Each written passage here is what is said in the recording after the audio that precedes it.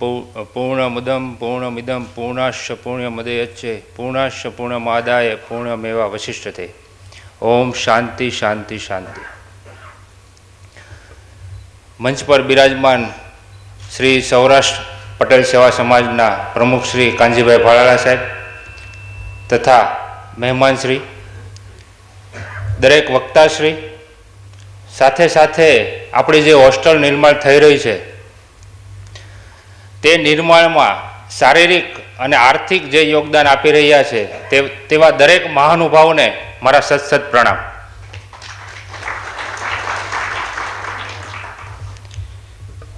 અનુભવ માણસને શ્રેષ્ઠ બનાવે છે. અનુભવ જ માણસનું ઘડતર કરે છે.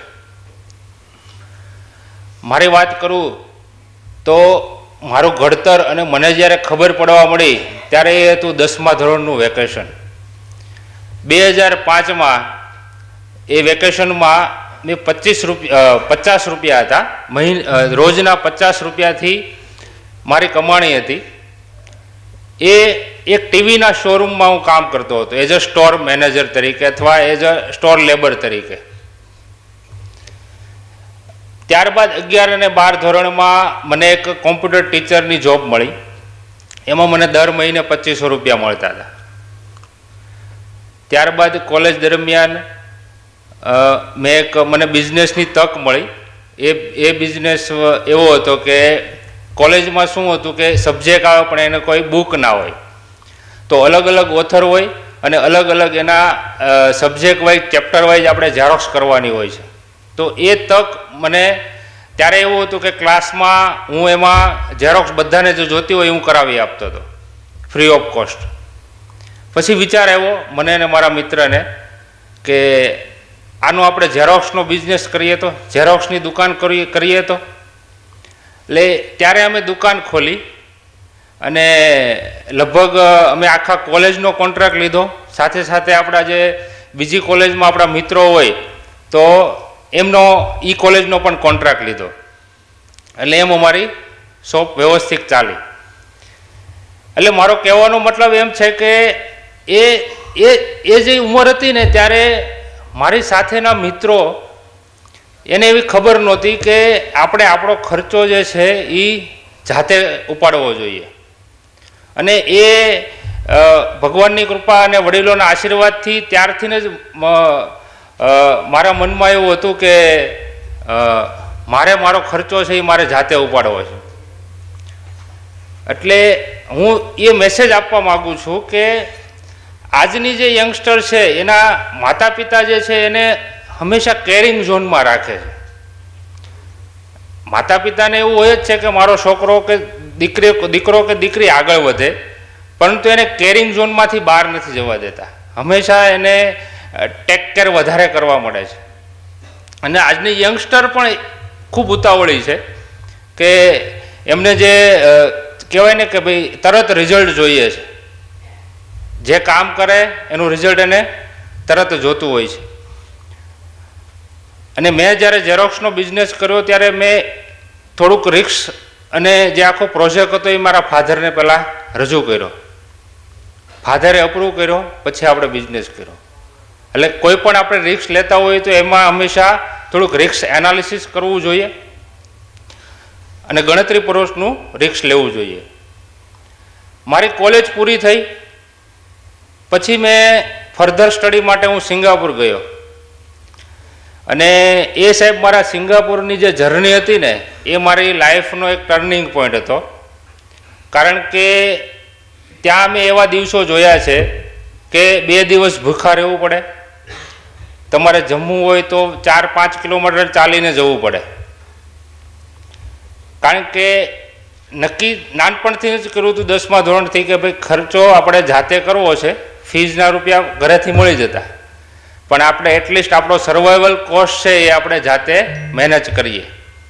ઘરે ફોન કરીએ તો રૂપિયા આવી જાય, પણ આપણે એ કરવું નહોતું, નક્કી કર્યું હતું એવું. એટલે ત્યાં એવી પણ જોબ કરવી પડી કે જેને આપણી નજરમાં નીચી ગણીએ છીએ, એકચ્યુઅલ છે નહીં. સપોઝ કે વેટરની જોબ, ક્લીનરની જોબ, મોલમાં કાચ સાફ કરવાની. તો એ જોબ કરીને મેં મેનેજ કર્યું. પછી એ ત્યાંથી રિટર્ન આવી ગયા સિંગાપુરથી. પછી હું રિટર્ન આવી ગયો. પણ એ જે મેં લાઈફ કાઢી સિંગાપુરની, તો એમાં મને એટલું જ મારા જે અનુભવ અને મને જે ઘડતર થયું ત્યાં, કે કયા માણસ જોડે કઈ રીતે વાત કરવી. સપોઝ આજે પણ અમે રેસ્ટોરન્ટમાં જમવા જઈએ છીએ, તો વેઇટર જે ડીશ લઈને આવતો હોય તો એની જાતમાં હું મારી જાતને જોઉં છું. શું કામ? કારણ કે એ જીવન મેં અનુભવેલું છે. એટલે આપણે જે એની સાથે વાત કરવાનો વ્યવહાર, એવા જે નાના લોકો છે એમની સાથે કઈ રીતે વર્તન કરવું. કાંજી સાહેબ હંમેશા કહેતા હોય છે વાણી, વર્તન ને વિચાર. તો એ ડેવલપ મારું ત્યાં થયું. એટલે અત્યારે આપણે દરેક કંપનીમાં ટીમ ખૂબ મહત્વની છે. ટીમમાં જે પણ લોકો જોબ કરે છે, તો એની સાથેનો અત્યારે ટીમનું રિટેન્શન રેશિયો જાળવી રાખવો ખૂબ મહત્વનો છે. જો એની સાથે તમારો વિચાર, વર્તન ને વ્યવહાર વ્યવસ્થિત ના હોય, તો ટીમ ગમે ત્યારે ચેન્જ થતી હોય છે. અને ટીમ ચેન્જ થાય એટલે તમારી કંપની ગમે ત્યારે ભાંગી પડે. એટલે અત્યારે જે મારી કંપની ચલાવીએ છીએ અમે, તો એ અનુભવ અને એ વિચાર મને યાદ આવે છે કે લોકો સાથે તમારાથી નીચી કક્ષાના માણસો સાથે તમે કઈ રીતે વર્તન કરો, એ તમારી બિઝનેસમાં અને પર્સનલ લાઈફમાં ખૂબ તમને એ મહત્ત્વનું આગળ લઈ જવા માટે ખૂબ મહત્ત્વનું પગલું હોય છે. સિંગાપુરથી નાનપણથી વિચાર એવો હતો કે મતલબ 10મા ધોરણથી કે ભાઈ આપણે છે ને બિઝનેસ કરવો છે અને કોઈ પણ મેન્યુફેક્ચરિંગ કરવું છે. નક્કી નહોતું કયું કરવું. સપોઝ ટીવીના શોરૂમમાં કામ કરતો ત્યારે એવો વિચાર આવતો એક ટીવીનો શોરૂમ કરી નાખીએ. કોમ્પ્યુટરના ટીચરમાં જોબ કરતો ત્યારે એવો વિચાર આવતો કે કોમ્પ્યુટરનો ક્લાસ કરીએ અને એ બિઝનેસ કરીએ. સિંગાપુરમાં મને સોલાર બિઝનેસ ઇન્ડસ્ટ્રી ત્યાંથી મને મળી. કારણ કે ત્યારે એ સમયમાં લગભગ 2010 આજુબાજુ સિંગાપુરમાં ખૂબ ડેવલપ ઇન્ડસ્ટ્રી હતી, સોલારની ઇન્ડસ્ટ્રી. અને હું જ્યારે ઇન્ડિયા આવ્યો, એકવાર વચ્ચે રાઉન્ડ માર્યો હતો, ત્યારે ખબર પડી કે ઇન્ડિયામાં હજી એ શરૂઆતના સ્ટેપમાં છે સોલાર ઇન્ડસ્ટ્રી. બીજું કારણ એ પણ હતું કે સપોઝ કે કોઈ પણ બિઝનેસ કરતો હોય ને એમાં સમાજનું હિત હોવું ખૂબ જરૂરી છે. તો સોલારના બિઝનેસથી આપણને એક સમાજને પણ ફાયદો થાય છે, દેશને પણ ફાયદો થાય છે. કે આજે તમે તમારા ઘરમાં 3000 રૂપિયા લાઇટ બિલ આવતું હોય, તો એ તમે દર વર્ષે 25 જે આપણે દેશમાં વડલા હોય છે એ વડલા તમે કાપી રહ્યા છો. તો જો તમે સોલાર તમારા ઘરે મૂકી દો તો તમે ઇનડાયરેક્ટલી 25 વડલા વાવો છો, કાપતા નથી. એટલે એ વિચારથી સોલાર ઇન્ડસ્ટ્રી આવવાનું પગલું ભર્યું. અને 2015માં ખૂબ જ બેઝિકથી લગભગ 40,000 રૂપિયા ઘરેથી લીધા હતા અને 40,000 રૂપિયામાં બિઝનેસની શરૂઆત કરી. એ 40,000 રૂપિયા પણ કઈ રીતે કે જેમ કે પહેલેથી મારો સ્વભાવ કે એ પ્રમાણે કે પહેલાં રજૂ કર્યું પપ્પા સાથે કે ભાઈ મારો આટલો અત્યારે ધંધો આવે એમ છે, તો તમે મને 40,000 રૂપિયા આપો. એટલે એમાંથી એને કોન્ફિડન્સ આવ્યો અને અમે સોલારનો બિઝનેસ મેં ચાલુ કર્યો. અને બિઝનેસ ચાલુ કર્યો એટલે ઘણા બધા એમાં હડલ્સ આવતા હોય છે. કારણ કે ચડાવ ઉતાર એ જિંદગીનો નિયમ છે. જો ચડાવ ઉતાર ના આવે તો એ જિંદગી તમારી, કારણ કે આપણે આજે શેર માર્કેટનો જમાનો છે, તો શેર માર્કેટમાં ઉપર નીચે તો થાય જ. સીધી જતી હોય તો કોઈ એમાં રિસ્ક ના લે. પણ તમે 10 વર્ષનું તમે હિસ્ટ્રી કાઢો તો હંમેશા સેન્સેક્સ ઉપર જ જતો હોય છે. એટલે ચડાવ ઉતાર આવે તો જ તમને જિંદગી જીવવાની મજા આવે. પણ ત્યારે એ સમયે એવું લાગતું કે ભાઈ ભગવાન કે આપણી સાથે જ કેમ આવું કરે છે. પણ એ એક ડોટ છે, એ લાઈફનો એક ડોટ છે. એ ડોટ તમે પાર કરી દો એટલે સીધી લીટી તમારી બની જાય. જ્યારે બિઝનેસની શરૂઆત કરી હતી મને યાદ છે, એક સરકારની સ્કીમ હતી, ટ્રાઇબલ એરિયામાં 5,000 રૂપિયામાં જે ખેડૂત હોય એમને સોલાર પંપ આપતા હતા. એટલે હું ગામોગામ જતો, ધરમપુર, ચીખલી, બારડોલી એ સુરતના ગામ છે, અને એક ટેન્ટ બનાવ્યું હતું મેં. એ ટેન્ટમાં 4 રસ્તા ઉપર ઊભું રહી જવાનું ને જે આવે એને સમજાવવાનું કે આ સ્કીમ છે ગવર્મેન્ટની, કારણ કે એ સમયે લોકોને અવેરનેસ પણ નહોતી સોલાર એટલે શું, હું કામ મુકાવું એમ. એટલે અવેરનેસ તો ફેલાવવાની અને સાથે સાથે બિઝનેસ પણ કરવાનો. 45 દિવસમાં મેં લગભગ 400 ફોર્મ રેડી કર્યા હતા. 400 ખેડૂતોને મેં એપ્લિકેશન એની ભરી હતી. ખેડૂતને ₹1 આપવાનો નહોતો, પણ એને ખાલી રજીસ્ટર કરવાનું હતું ને મારે ગાંધીનગર મોકલવાની હતી. પણ સડનલી જ્યારે 46-47 દિવસ થયા એટલે ગવર્મેન્ટનો એવો નિયમ આવ્યો કે આ સ્કીમ આપણે બંધ કરી રહ્યા છીએ. એટલે આપણી સ્કીમ થઈ ગઈ. એટલે થોડુંક દુઃખ પણ લાગ્યું અને નર્વસ પણ થઈ ગયા. ઘરે વાત કરી, પાછી પપ્પાએ હિંમત આપી, પરિવારમાંથી હિંમત મળી, એટલે પાછું 0થી ચાલુ કર્યું. અને પછી લેબર કોન્ટ્રાક્ટ રાખ્યા આપણે. મોટી મોટી કંપની હોય, અદાણી છે, કેપી ગ્રુપ છે અત્યારે સોલારમાં, તો એમના લેબર કોન્ટ્રાક્ટ રાખવાનું ચાલુ કર્યું.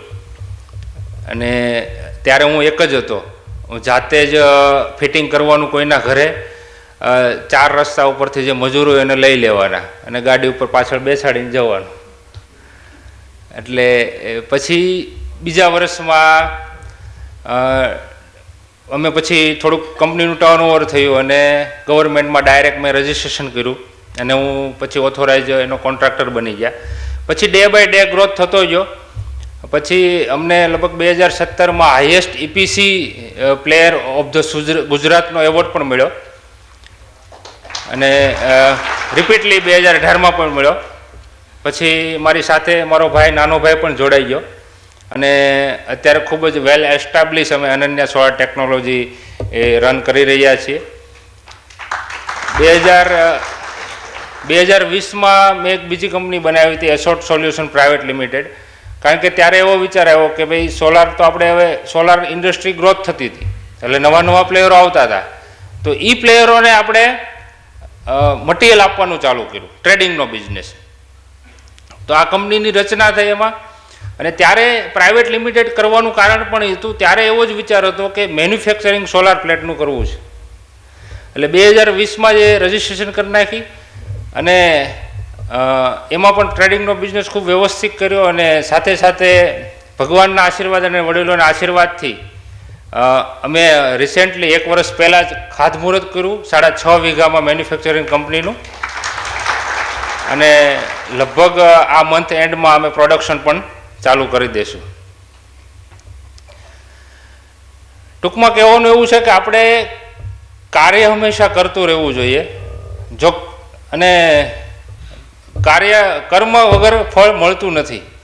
ફળની આશા નહીં રાખવાની, પણ એક ઈચ્છા તો હોય જ કે આશા તો રાખવી જ છે, તો જ કર્મ કરવાની મજા આવે. એટલે ભગવદ્ ગીતામાં પણ શ્રી કૃષ્ણ ભગવાન ने साफ कहा है, कर्म ही तुम्हारा कल होगा. अगर कर्म ही सच्चाई है तो कर्म कहाँ निष्फल होगा, क्योंकि हर संकट का हल होगा वो आज नहीं तो कल होगा.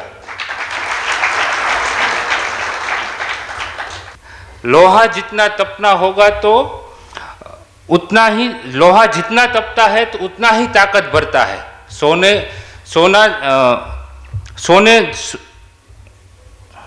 सोने को जितनी आग लगती है उतना वो चमकीला बनता है. हीरे को जितनी धार लगे उतना वो चमकता है. मिट्टी का बर्तन तपता है तभी तो धुन पर खनकता है. सूरज जैसा बनना है तो सूरज जितना तपना होगा. नदियों से आदर पाना है तो पर्वत छोड़ निकलना होगा.